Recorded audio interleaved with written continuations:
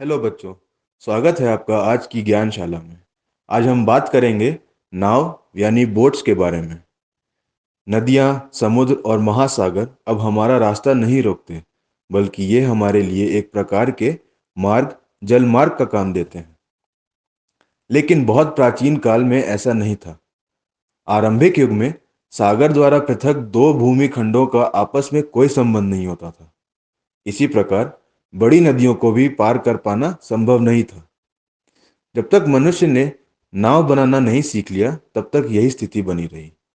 नाव का आविष्कार होने के बाद लोग पानी को पार करके यहाँ वहाँ जाने आने लगे। धीरे धीरे बड़ी नावें बनी। नावों ने सभ्यता के प्रसार में बहुत ही बड़ी सहायता दी। लेकिन नाव का आविष्कार एकदम से नहीं हुआ। लोगों ने धीरे धीरे नाव बनाना सीखा। आरंभ में किसी शिकारी आदि मानव ने नदी पर बहते किसी लट्ठे के सहारे नदी पार की होगी। जब इस तरह नदी पार करना संभव हुआ, तो आदि मानवों ने यह भी सोचा होगा कि इस प्रकार के कई लट्ठों को बांधकर एक चौड़ा सा तख्ता या बेड़ा भी बनाया जा सकता है। उन्होंने लताओं या खाल की पट्टियों से लट्ठों को बांधकर तख्ता या बेड़ा बना लिया। फिर यह सोचना भी उनके लिए मुश्किल नहीं रहा होगा कि अगर किसी बड़े पेड़ के तने को बीच से खोखला कर लिया जाए, तो इससे एक अच्छी सी नाव बन सकती है। यह बताना संभव नहीं है कि किस प्रकार की नाव सबसे पहले कहाँ और किसने बनाई, लेकिन हमें मालूम है कि उस जमाने में ऐसी बहुत सी नावें बनाई गई थी। आज भी बहुत से पिछड़े हुए आदिवासी लट्ठों को खोखला करके नाव बनाते हैं। धीरे धीरे लोगों ने दूसरी तरह की नावें बनाना भी सीखा। जहाँ लट्ठे नहीं मिलते थे, वहाँ लोगों ने नरकुलों और खाल की नावें बनाई। आज भी इस प्रकार की नावें बनती हैं।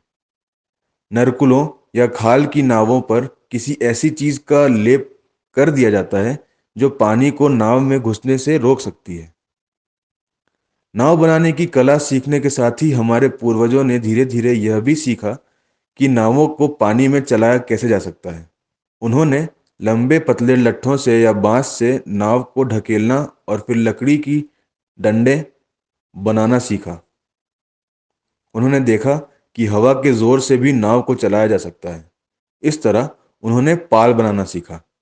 जब हम कहते हैं कि कोई चीज नाव या किश्ती के आकार की है, तो हमारा मतलब इस प्रकार से होता है।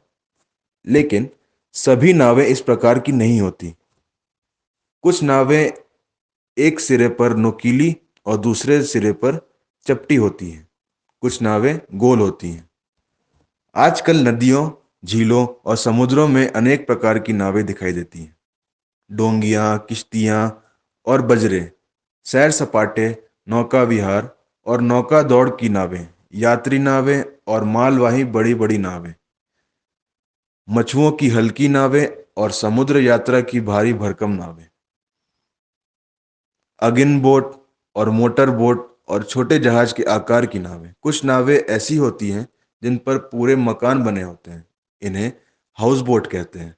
कश्मीर में हाउस बोट का बड़ा रिवाज है। इसमें लोग रहते हैं।